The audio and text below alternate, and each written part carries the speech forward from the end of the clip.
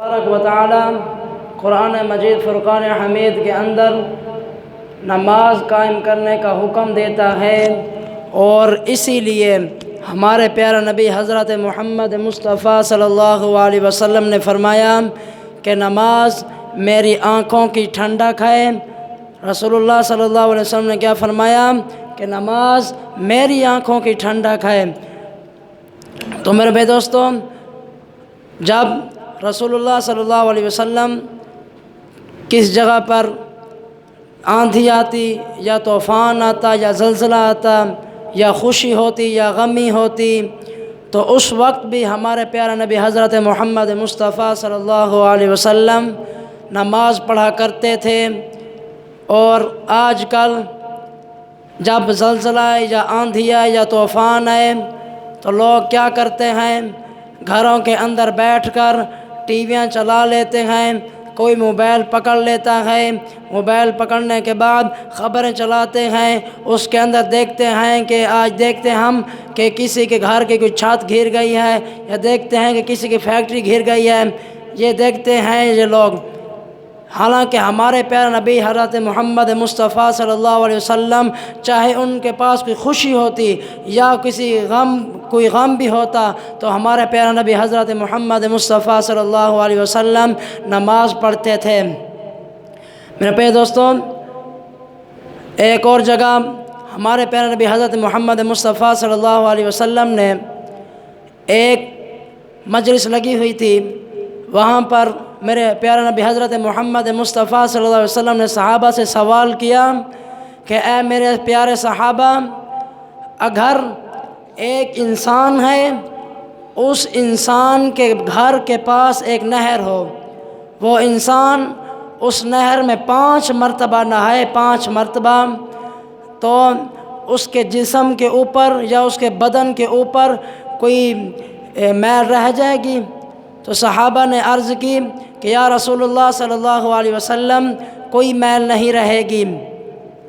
تو اسی طرح میرے پیارے نبی حضرت محمد مصطفیٰ صلی اللہ علیہ وسلم نے فرمایا کہ اگر کوئی انسان 5 وقت کی نماز پڑھے، 5 وقت کی، تو جب وہ 5 وقت کی نماز پڑھے گا، اس کی 5 وقت کی نماز پڑھنے کی وجہ سے اس کے جسم کے اندر کی جو بیماریاں ہوں گی وہ بھی ختم ہو جائیں گی، اس کے اندر سے دل بھی پاک ہو جائے گا اور بدن بھی پاک ہو جائے گا، باطن بھی اندر سے پاک ہو جائے گا۔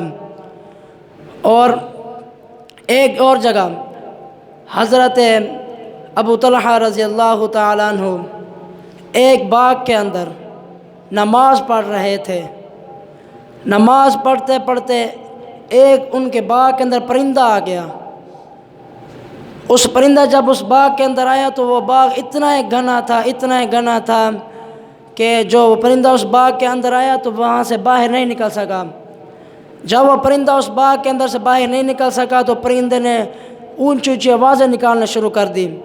تو حضرت ابو طلحہ رضی اللہ تعالیٰ عنہ کا دھیان نماز کی طرف سے ہٹ کر اس پرندے کی طرف چلا گیا۔ جب اس پرندے کی طرف گیا تو حضرت ابو طلحہ رضی اللہ تعالیٰ عنہ دل میں سوچنے لگے کہ میرا باغ اتنا گھنا ہے، اور خوش ہو گئے کہ اس میں سے ایک پرندہ بھی باہر نہیں نکل سکتا۔ اور یہی سوچتے ہی آپ کا دھیان دوبارہ نماز کی طرف آیا۔ جب دوبارہ نماز کی طرف آیا تو حضرت ابو طلحہ نے نماز مکمل، یہاں تک کہ آپ نماز بھول بھی گئے، اور جب انہوں نے نماز پڑھنے کے بعد ہمارے پیارے نبی حضرت محمد مصطفیٰ صلی اللہ علیہ وسلم کی بارگاہ کے اندر عرض کی کہ یا رسول اللہ صلی اللہ علیہ وسلم، یہ میرا باغ جو ہے یہ بہت گھنا ہے، اس کے اندر بہت زیادہ درخت ہیں، لیکن اس کے اندر جب میں نماز پڑھ رہا تھا ایک پرندہ آیا۔ جب وہ پرندہ اس باغ کے اندر آیا تو اس کی وجہ سے میرا نماز سے دھیان ہٹ گیا۔ تو یا رسول اللہ صلی اللہ علیہ وسلم، میں اب اس باغ کو اپنے پاس رکھوں، یہ میرا دل گوارا نہیں کرتا۔ تو اس نے حضرت ابو طلحہ نے کہا کہ یا رسول اللہ صلی اللہ علیہ وسلم، میری ایک آپ سے التجا ہے ہاتھ جوڑ کر کہ آپ یہ میرا باغ رکھ لیں۔ تو ہمارا پیارا نبی حضرت محمد مصطفیٰ صلی اللہ علیہ وسلم نے اس باغ کو رکھ لیا۔ اس کے بعد ایک اور جگہ واقعہ ہے حضرت علی رضی اللہ تعالیٰ عنہ کا۔ حضرت علی رضی اللہ تعالیٰ عنہ کسی جھانگ کے اندر لڑ رہے تھے، جھانگ سے فتح کی، فتح کرنے کے بعد اسی جھانگ کے اندر آپ کی یہ پنڈلی ہے، پنڈلی اس کے اندر ایک تیر لگا جھانگ کے اندر، لڑتے لڑتے لڑتے تیر کچھ کٹ گیا، کچھ اندر رہ گیا۔ تو جب حضرت علی رضی اللہ تعالیٰ عنہ نماز پڑھتے تو وہ تل آپ کے پیروں کے اندر چبھتا تھا، جب وہ تل چبھتا تھا تو حضرت علی رضی اللہ تعالیٰ عنہ کو تکلیف ہوتی تھی۔ تو حضرت علی رضی اللہ تعالیٰ عنہ نے صحابہ سے کہا کہ اے میرے پیارے صحابہ، کسی حکیم کو بلا کر لے آؤ۔ تو صحابہ گئے اور کسی حکیم کو بلایا، تو حضرت علی سے وہ حکیم ملا، ملنے کے بعد حضرت علی کے پاس بیٹھ گیا۔ علی رضی اللہ تعالیٰ عنہ کھڑے ہوئے نماز شروع کر دی۔ جب وہ نماز شروع کی تو جو سے صحابہ تھے انہوں نے حکیم سے کہا کہ ابھی حضرت علی رضی اللہ تعالیٰ عنہ نماز پڑھ رہے ہیں اور وہ اللہ تبارک و تعالیٰ کی نماز اس طرح خشوع و خضوع سے پڑھتے ہیں کہ ان کا دھیان کسی اور طرف نہیں جاتا۔ تو حکیم سے کہا صحابہ نے کہ آپ حضرت علی رضی اللہ تعالیٰ عنہ کا ابھی اگر آپ تیر نکال دیں تو بہتر ہے۔ تو جب تیر نکالا تو حضرت علی رضی اللہ تعالیٰ عنہ نماز کے اندر اتنی خشوع و خضوع سے نماز پڑھ رہے تھے، اتنی خشوع و خضوع سے نماز پڑھ رہے تھے، آپ کو پتہ ہی نہیں چلا۔ اس نے آپ کا آپریشن کیا، بیچ میں سے تیر کا وہ ٹکڑا نکال لیا، تیر کا۔ تو حضرت علی رضی اللہ تعالیٰ عنہ جب نماز سے فارغ ہوئے تو صحابہ سے کہنے لگے کہ یہ اتنا خون کہاں سے آیا؟ تو صحابہ نے حضرت علی رضی اللہ تعالیٰ عنہ سے کہا کہ یا علی، یہ جو خون ہے جب آپ نماز پڑھ رہے تھے، جو آپ کے اندر پنڈلی کے اندر جو تیر لگا تھا، ہم نے سوچا اور ہم نے یہی مناسب سمجھا کہ آپ نماز پڑھ رہے ہیں اور ہم تیر نکلوا دیں حکیم کے ذریعے۔ یہ تو تھے ہمارے پیارے نبی حضرت محمد مصطفیٰ صلی اللہ علیہ وسلم کے داماد۔ ایک اور جگہ ہے، وہ ہیں حضرت محمد مصطفیٰ صلی اللہ علیہ وسلم کے لخت جگر، آپ کی بیٹی حضرت فاطمہ الزہرا رضی اللہ تعالیٰ عنہ۔ حضرت فاطمہ الزہرا رضی اللہ تعالیٰ عنہ، آج کل سردیوں کی راتیں بہت بڑی ہوتی ہیں، آج کل بھی بہت راتیں بڑی ہیں، تو لوگ رات کے وقت سو گئے، تو حضرت فاطمہ رضی اللہ تعالیٰ عنہ رات کے وقت اپنا گھر کے سارے کام کیے، اپنے بچوں کو سلایا، سلانے کے بعد انہوں نے سجدہ کیا، نماز پڑھی اور سجدہ کیا۔ سجدہ جب کیا، پہلا سجدہ تھا ان کا، پہلا سجدہ، جب وہ پہلے سجدے سے اٹھی تو صبح ہو گئی۔ تو جب انہوں نے دیکھا کہ صبح ہو گئی ہے تو انہوں نے صبح ہاتھ اٹھا کر فرمایا کہ یا اللہ، رات اتنی بڑی کر دے، راتیں اتنی بڑی کر دے کہ حضرت فاطمہ اپنا سجدہ خشوع اور خضوع سے کر سکے۔ یہ ہے نماز میرے بھائی دوستو۔ آج کل جو ہم نماز پڑھتے ہیں وہ تو کوئی نماز ہی نہیں۔ نماز ہم یہاں پہ پڑھتے ہیں، ہمارا دھیان فیکٹریوں کی طرف ہوتا ہے۔ نماز ہم یہاں پہ پڑھتے ہیں، ہمارا دھیان موبائلوں کی طرف ہوتا ہے۔ نماز ہم یہاں پہ پڑھتے ہیں، ہمارا دھیان LCDوں کی طرف ہوتا ہے۔ نماز ہم یہاں پہ پڑھتے ہیں، دماغ ہمارا کوئی فلم دیکھ رہا ہوتا ہے تو وہ کہتا ہے یار میری اتنی رہ گئی تھی، کوئی ڈرامہ دیکھ رہا تھا میرا اتنا ڈرامہ رہ گیا تھا۔ اور آج کل تو ارطغرل نکلا ہوا ہے جس نے بچوں کو تباہ کر کے رکھ دیا ہے۔ ارطغرل ڈرامہ جو ہے، جس کو بھی دیکھو وہی ڈرامہ دیکھ رہا ہے، جس کو بھی دیکھو زیادہ تر وہی ڈرامہ دیکھ رہا ہے۔ تو میرے بھائی دوستوں، نماز خشوع اور خضوع سے پڑھنی چاہیے۔ اور ایک ولی تھے حضرت امام محمد غزالی، ان کے چھوٹے بھائی تھے حامد محمد غزالی، وہ آپ کے پیچھے نماز نہیں پڑھتے تھے۔ تو جب آپ کے پیچھے وہ نماز نہیں پڑھتے تھے تو آج کل آپ دیکھ رہے ہیں کہ یہ مولانا صاحب میرے بھائی ہیں، ان کے پیچھے میں نماز نہ پڑھوں، لوگ آپس میں باتیں کریں گے یہ اس کا بھائی ہونے کے باوجود اس کے پیچھے نماز نہیں پڑھتا۔ تو اسی طرح امام محمد غزالی کے چھوٹے بھائی ان کے پیچھے نماز نہیں پڑھتے تھے۔ جب وہ نماز نہیں پڑھتے تھے تو پیچھے سے نمازی حضرات جو تھے وہ طرح طرح کی باتیں کرتے تھے۔ تو جب امام محمد غزالی لوگوں کی باتوں سے تانگ ہوئے تو اپنی والدہ کے پاس گئے اور جا کر عرض کی کہ امی جان، میں آپ سے ایک التماس کرنا چاہتا ہوں۔ ان کی والدہ نے کہا کہ بیٹا بتاؤ کیا کہنا چاہتے ہو؟ تو حضرت امام محمد غزالی نے اپنی والدہ سے عرض کی کہ امی جان، اللہ تعالیٰ نے مجھے بہت بڑے علم سے نوازا ہے، اور یہ میرا چھوٹا بھائی میرے پیچھے نماز نہیں پڑھتا۔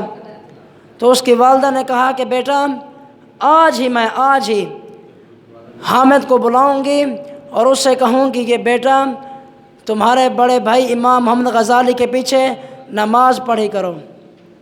تو اس کی والدہ نے حامد غزالی کو بلایا اور فرمانے لگی کہ حامد بیٹا، تمہارے بھائی بڑے امام محمد غزالی کو اللہ تعالیٰ نے بہت بڑے علم سے مشرف فرمایا ہے، اور اس کے سامنے بڑے بڑے علماء کرام، علماء دین زنوِ ادب بچھاتے ہیں، جیسے آج کل علامہ سعد حسین رضوی صاحب، ابھی وہ جیل کے اندر ہے۔ جیل کے اندر اگر اگر کوئی ہائی کورٹ سے کوئی فیصلہ ہے نا کہ حضرت سعد حسین رضوی صاحب رہا ہو رہے ہیں، لوگ یہ بات سنتے ہی سب سے پہلے پھول لیتے ہیں، روڑوں کے اوپر پھول پھینک دیتے ہیں۔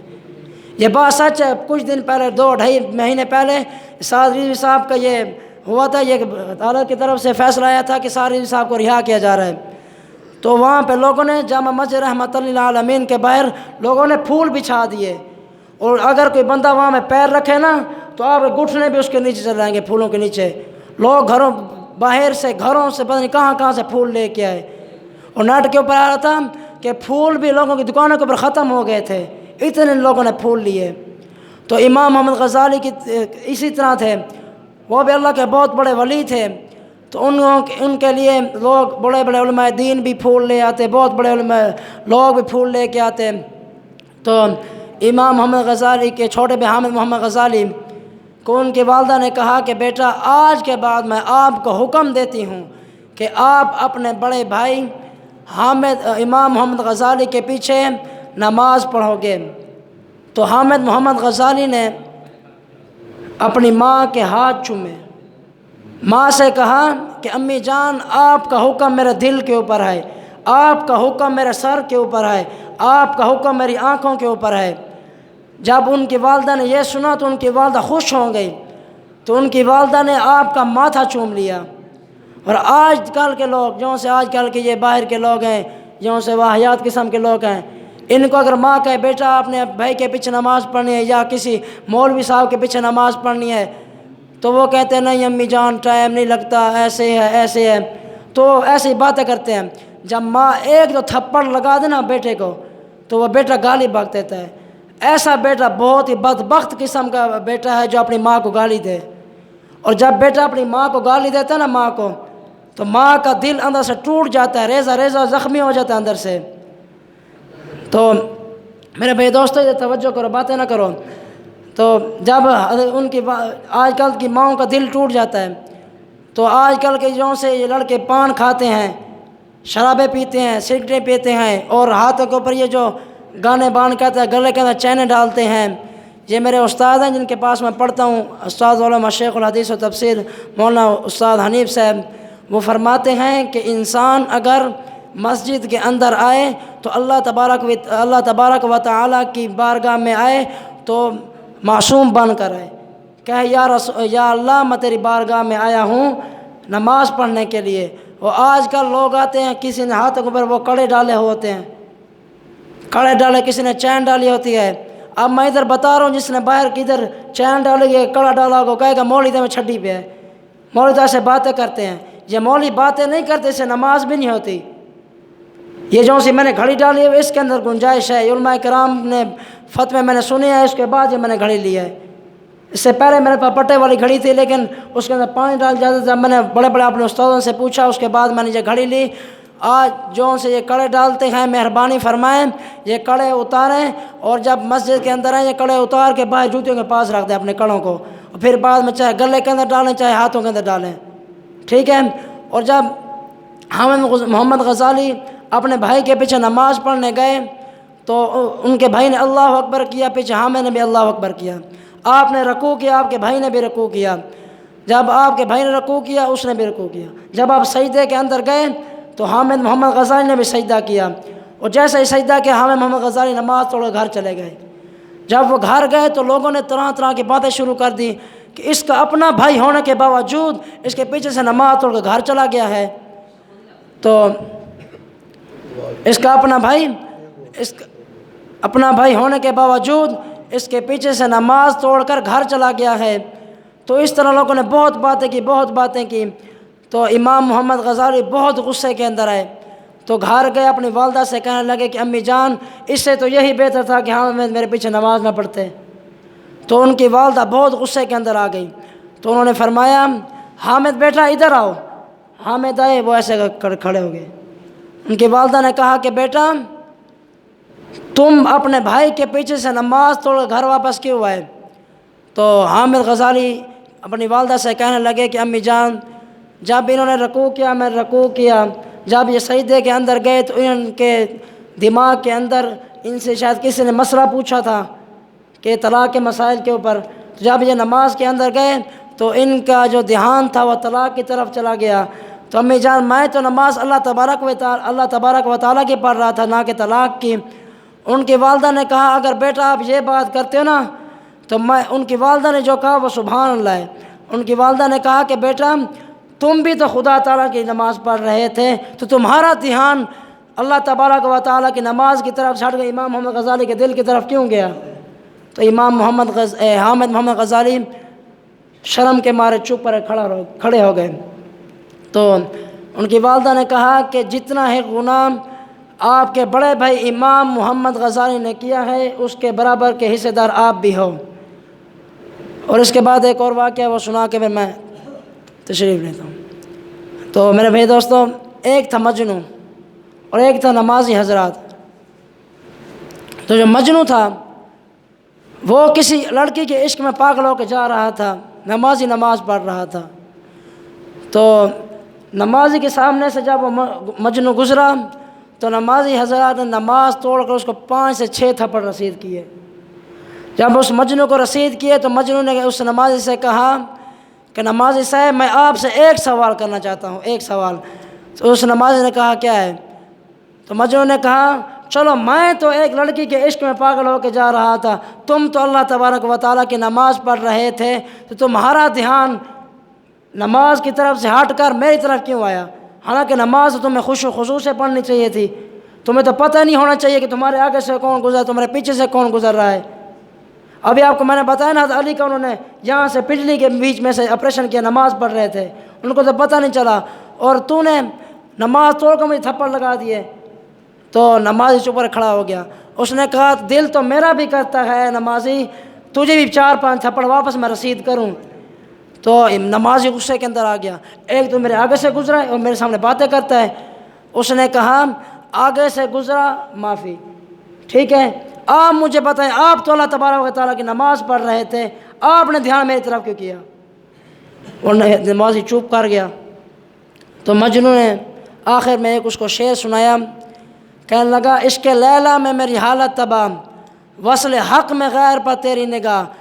آج کل لوگ وصل حق کے اندر رہنے کے باوجود بھی غیر محرم کی طرف دیکھتے ہیں، عورتوں کی طرف۔ چلو ایک بار نظر چلی گئی کوئی بات نہیں، اس کے بعد بندہ نظر ہٹا لے۔ اور آج کل کے یہ جو سے پان کھانے والے واہیات قسم کے لڑکے ہیں، ان کی نظر چلی جائے، نظر جاتی نہیں ہے، خود بخود دیکھنا شروع کر دیتے ہیں، اور اگر ان کو کوئی روکے تو اس کے گروان پکڑ لیں گے، تجھے کیا ہے، تو بڑا کے، ٹھیک ہے۔ وصل حق میں غیر کی طرف تیری نگاہ، کیا اسی کو کہتے ہیں راز و نیاز، جا نمازی دیکھ لی تیری نماز، وآخر دعوانا الحمدللہ۔